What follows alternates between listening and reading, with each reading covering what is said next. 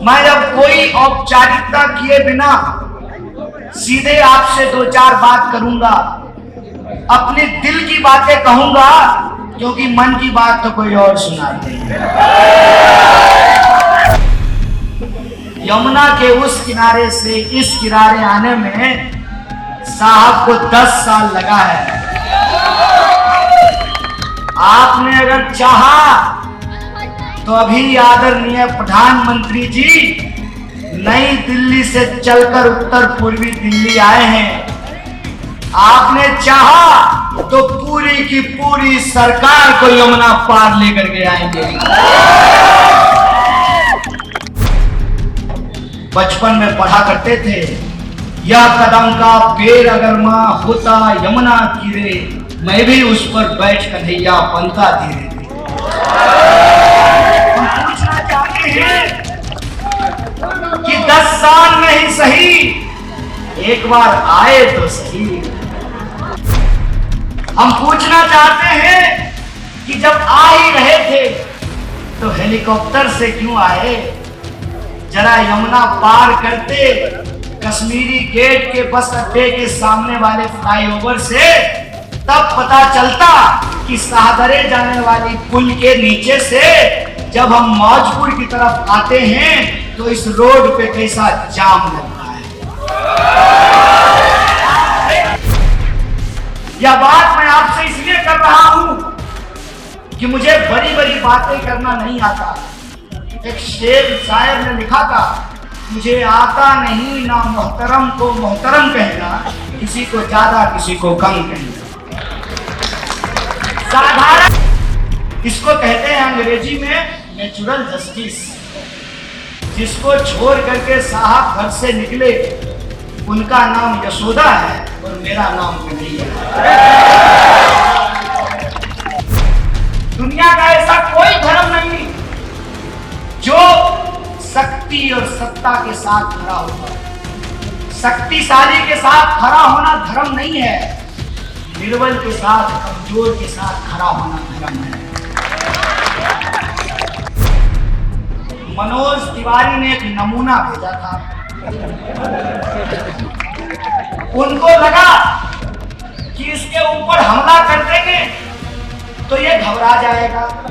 अरे पूछ तो लेते जैसा के पप्पा को, तुम्हारा बॉस पिछले 8 साल से कोशिश कर रहा है। हमारी रगों में देशभक्ति का खून बहता है, इस बात को याद रखना।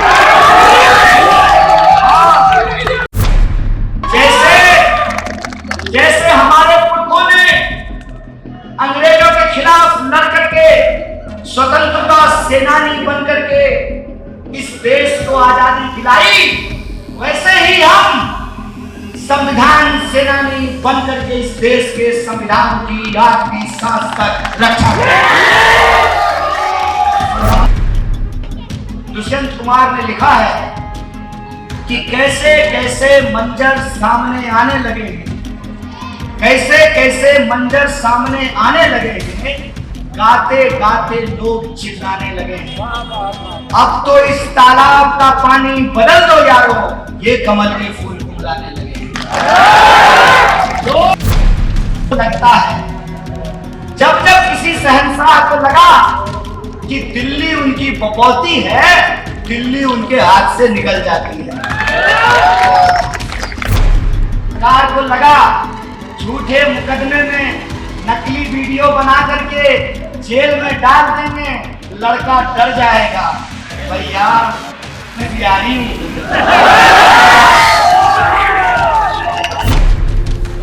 एक नौजवान अपनी बीवी से बहुत मोहब्बत करता था। उसकी तबीयत खराब हो गई, अस्पताल का रास्ता दूर था क्योंकि बीच में पहाड़ था। उस इंसान ने छेनी हथौड़ी लेकर पूरी जिंदगी वह पहाड़ काटता रहा और अकेले पहाड़ कर काट करके रास्ता बना दिया। मनोज तिवारी कहते हैं कि वो भी बिहारी है। ऐसे बिहारी हो भैया, एक बिहारी होकर के दूसरे बिहारी पे हमला करा रहे हो। मैं आपसे कहीं भी बहस करने को तैयार हूं। आपके मीडिया चैनल पे बुला लीजिए, अपने 10 पत्रकार जुटा लीजिए, देखिए वो हमारे सच का सामना कर पाते हैं कि नहीं कर पाते। आप एक वादा मैं आपको याद दिलाता हूं, आपने गांव गोद लिए थे, आपने गांव गोद लिया था सभापुर का, आपने गांव गोद ली चौहान बस्ती, आपने गांव गोद लिया कादीपुर। गांव तो वहीं का वहीं है, मीडिया को जरूर गोदी में लिखा। दुकानदारों का काम धंधा कम हो गया, महिलाओं की सुरक्षा की गारंटी नहीं, नौजवानों को रोजगार नहीं मिल रहा है। तो आप अपने पीढ़ी के पक्ष में मतदान कीजिए, आप संविधान की रक्षा के लिए मतदान कीजिए। और प्रधानमंत्री ने कहा कि अभी तो ट्रेलर है, फिल्म दिखाना है। साहब, हमने भी ट्रेलर दिखाया है, 10 साल में आपको एक बार बुलाया है, आप जिता करके तो देखिए, बार बार उनको आना पड़ेगा। राहुल गांधी जी ने और केजरीवाल जी ने गठबंधन किया है, उत्तर पूर्वी दिल्ली में हाथ का निशान रहेगा और पूर्वी दिल्ली में झाड़ू का निशान रहेगा। इस बार केजरीवाल जी हाथ का बटन दबाएंगे और राहुल गांधी जी झाड़ू का बटन दबाएंगे। तो आवाज जहां तक पहुंच रही है, घरों में बैठे हुए अपनी मां बहनों को भी और इस इलाके के एक एक नौजवान को, आदरणीय बुजुर्गों को मैं ये वादा करता हूं कि अगर आपने चाहा तो हम 20-25 मिनट नहीं, पूरा 5 साल उत्तर पूर्वी दिल्ली में रहेंगे।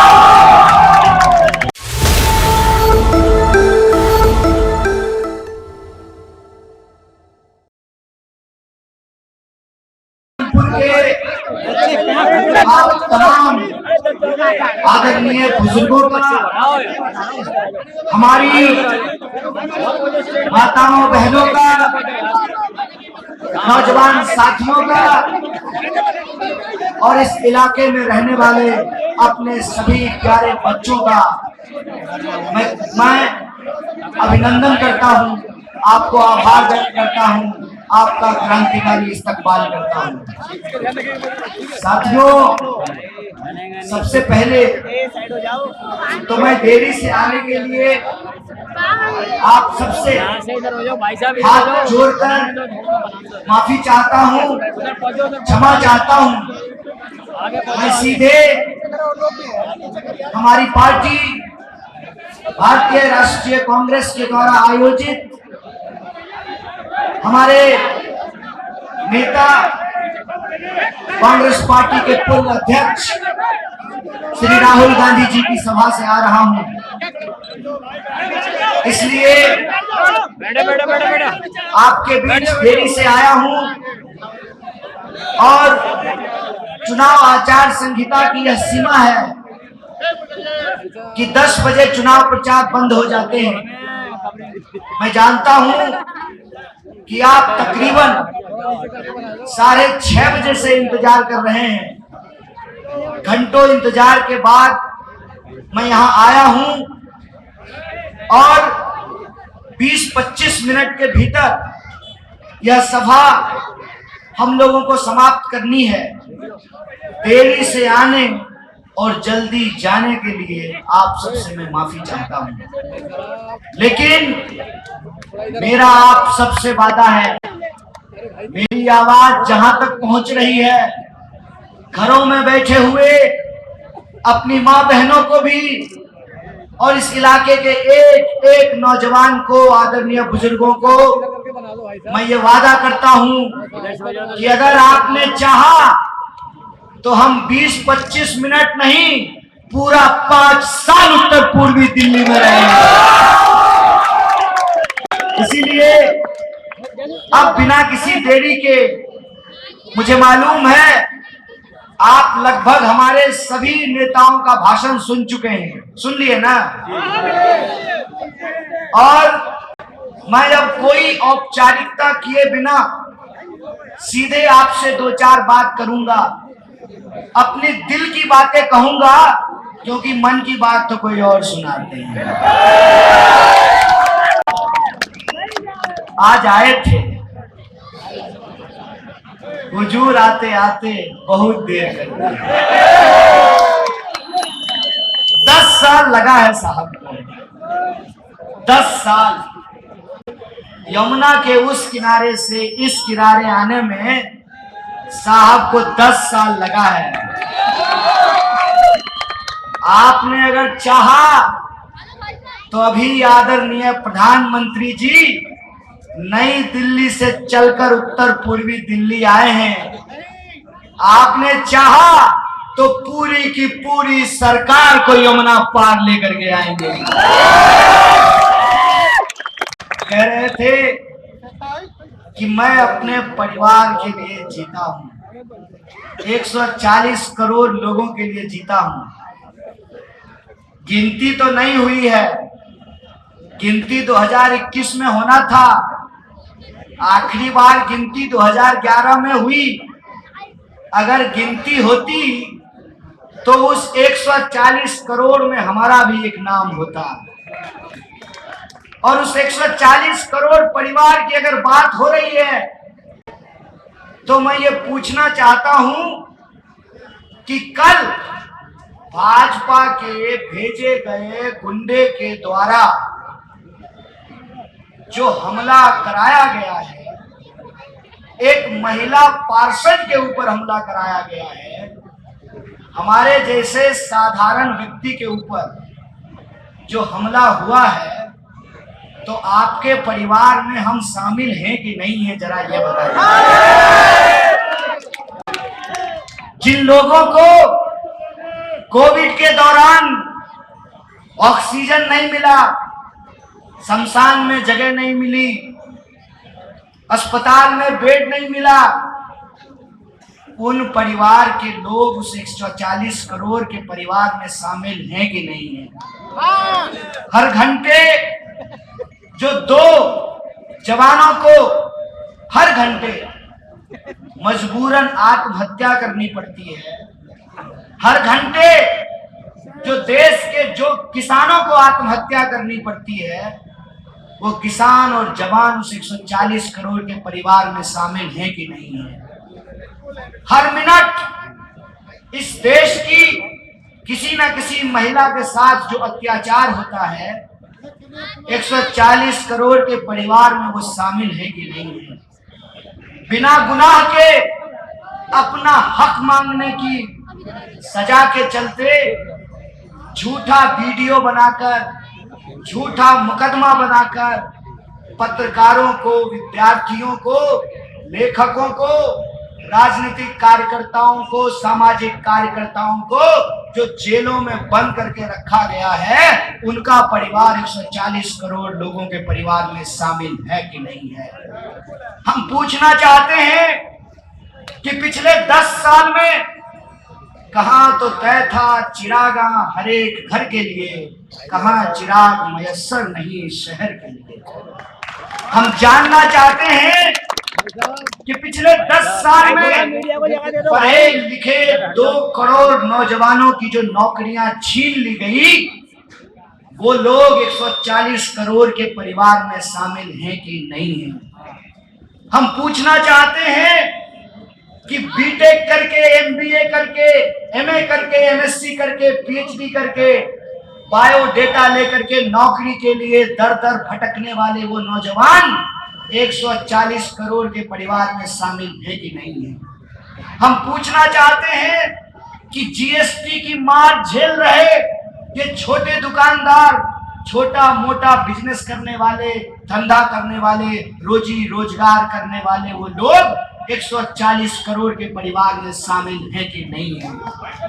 हम पूछना चाहते हैं कि एमपी बनेगा 5 साल के लिए, प्रधानमंत्री बनेंगे 5 साल के लिए, विधायक बनेगा 5 साल के लिए, पार्षद बनेगा 5 साल के लिए, लेकिन जिन नौजवानों के, गरीब के बच्चों को नौकरी मिलती है सेना में, अग्निवीर के चलते जिन नौजवानों का सपना छीन लिया गया, उन अग्निवीरों का परिवार 140 करोड़ के परिवार में शामिल है कि नहीं है।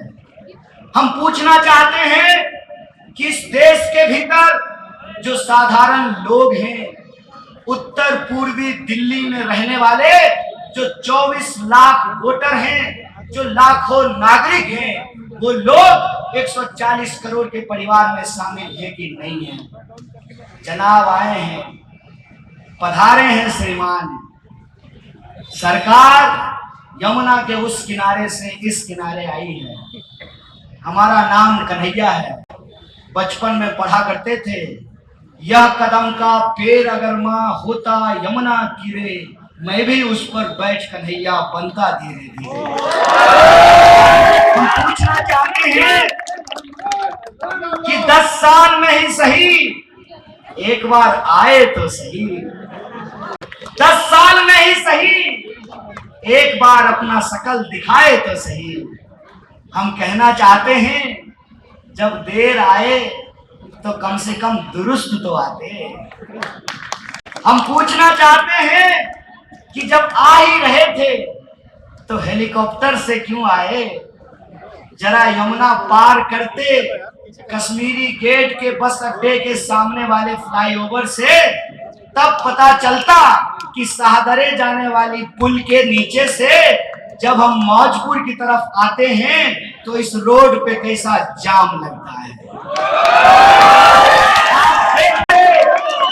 कि भजनपुरा जाने वाली जो सड़क है, जिसका चौड़ीकरण का वादा किया था इस उत्तर पूर्वी दिल्ली के सांसद, करोड़ों का टर्मिनल बन करके तैयार है।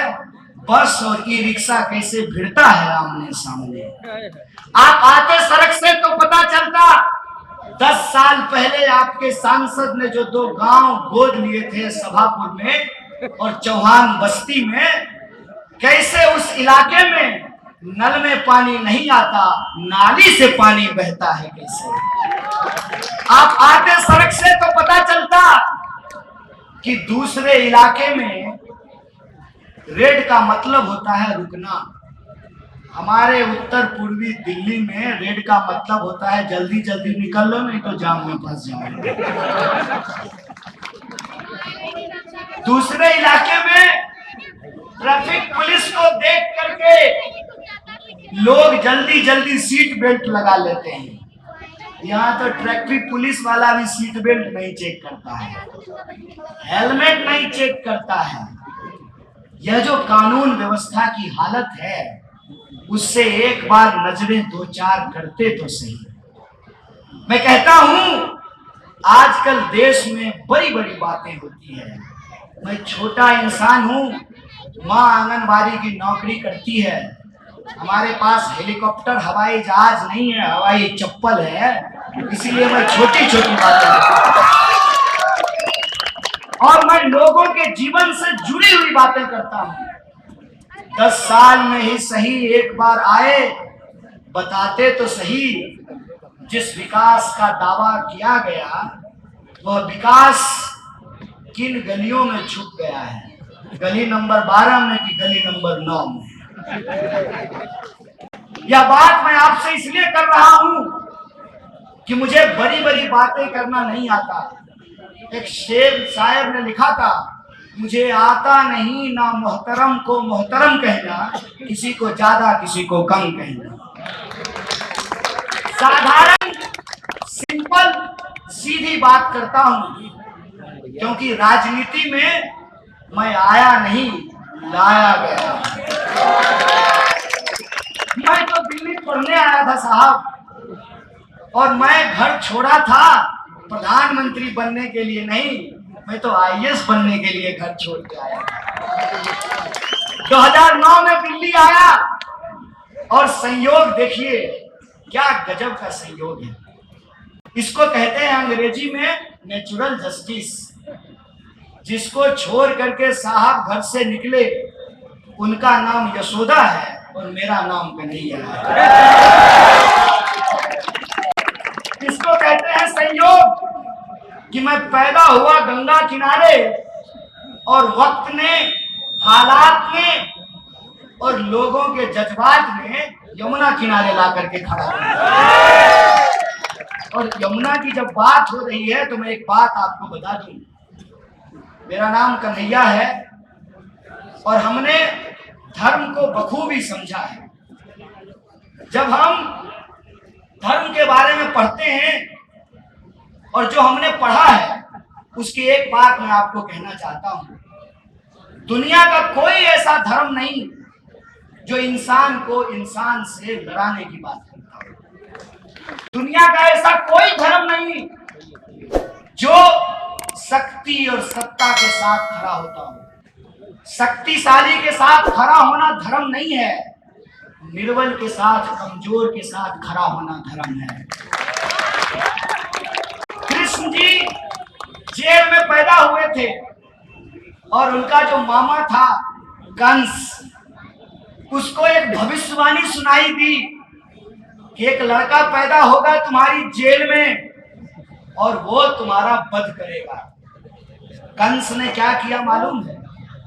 उसके राज में जितने बच्चे पैदा हो रहे थे उसके बाद, उस भविष्यवाणी के बाद, हर बच्चे की वो गला घोट करके हत्या करवा देता था। और रात को कृष्ण जी का जन्म हुआ। कृष्ण जी को यमुना पार कराया उनके पिताजी ने और नंद के पास जाकर के छोड़ दिया। हर बार कंस ने कृष्ण जी का वध करने के लिए राक्षस भेजे और हर बार कृष्ण जी बच गए।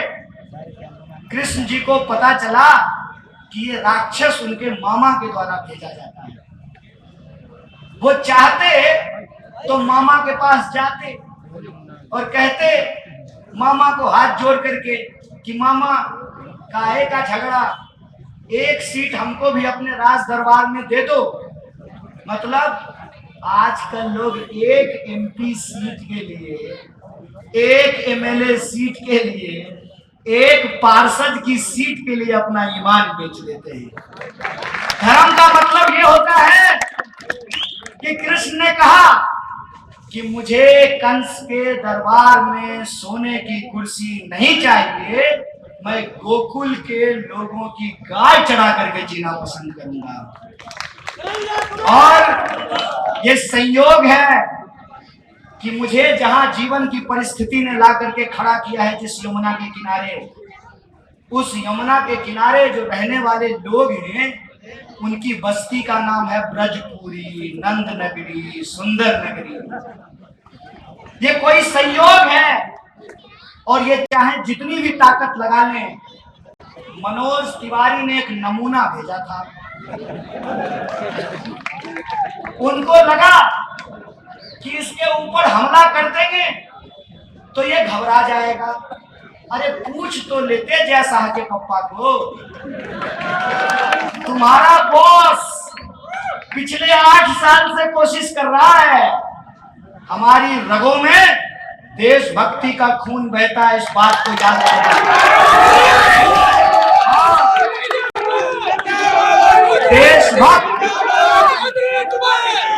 देशभक्त होने का मतलब संविधान की रक्षा करना होता है। हमारे पुरखों ने अंग्रेजों की चापलूसी नहीं की। हमारे पुरखों ने अंग्रेजों से लड़ करके, जेलों में जा करके, फांसी पर चढ़ करके इस देश को आजादी दिलाई है। जैसे हमारे पुरखों ने अंग्रेजों के खिलाफ लड़ करके स्वतंत्रता सेनानी बन करके इस देश को आजादी दिलाई, वैसे ही हम संविधान सेनानी बन करके इस देश के संविधान की आखिरी सांस तक रक्षा करेंगे।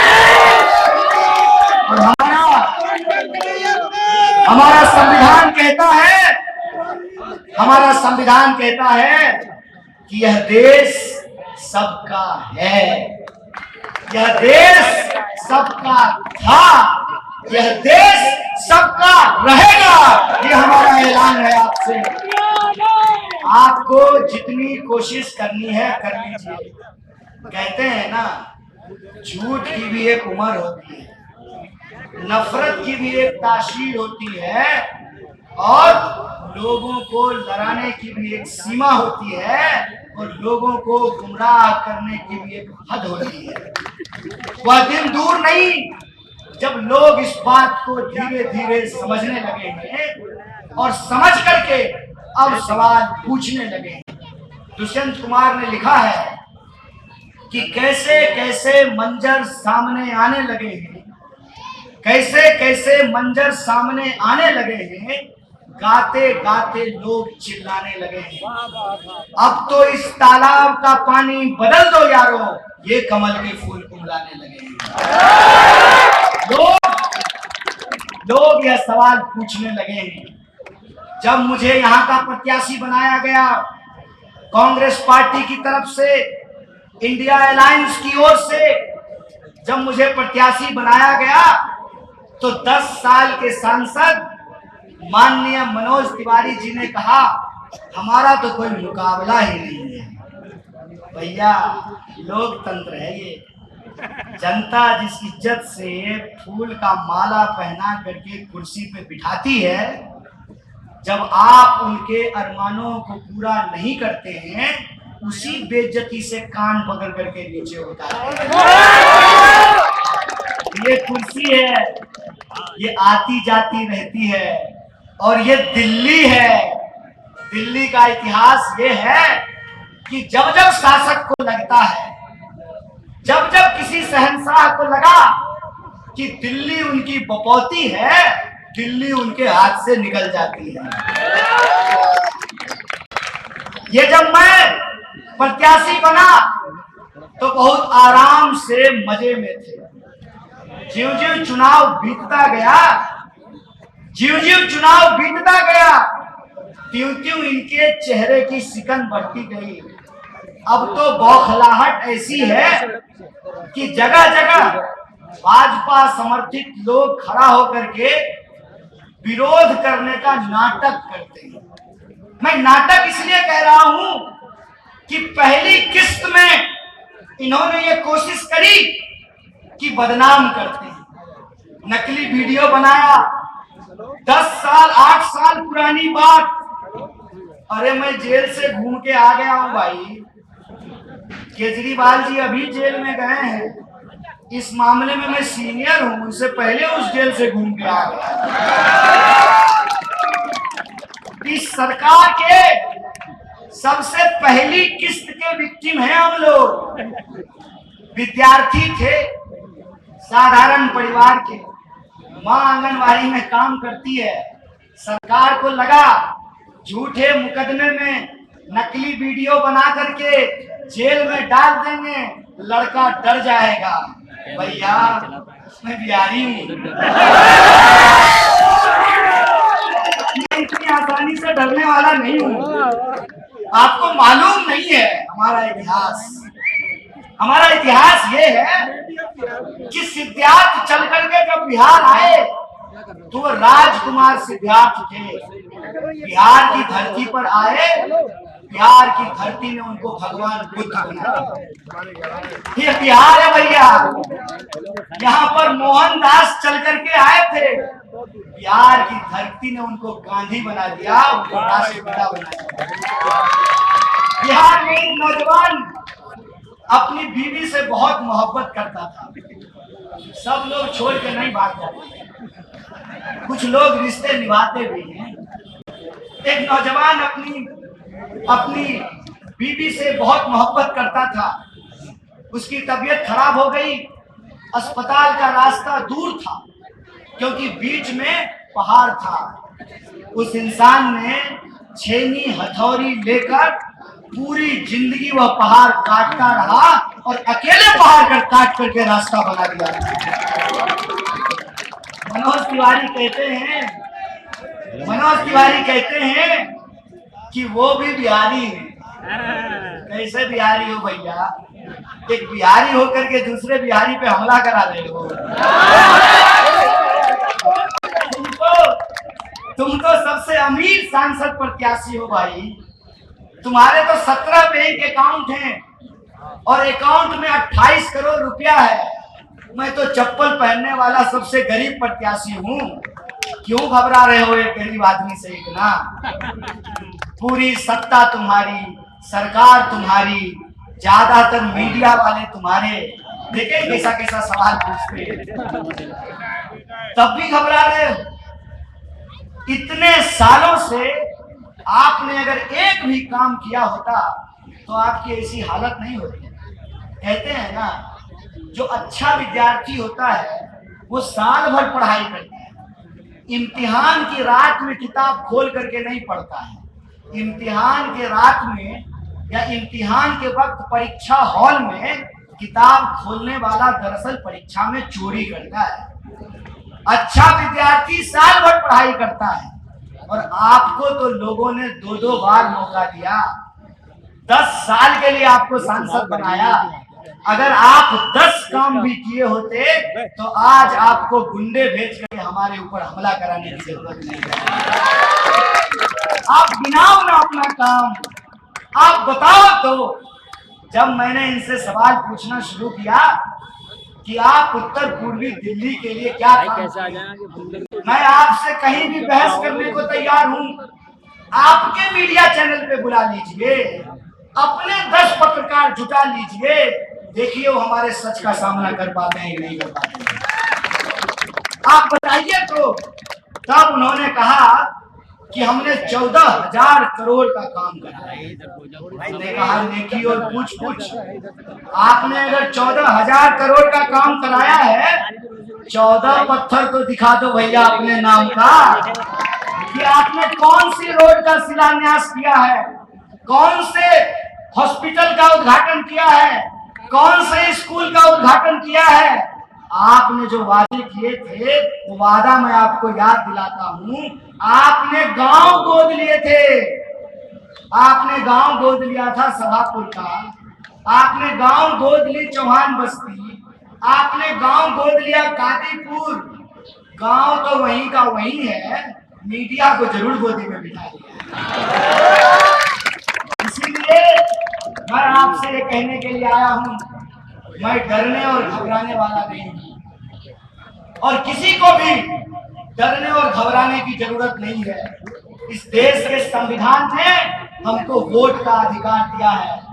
यह जो हमारे ऊपर तानाशाही थोपना चाहते हैं, इस तानाशाही के खिलाफ वोट कीजिए।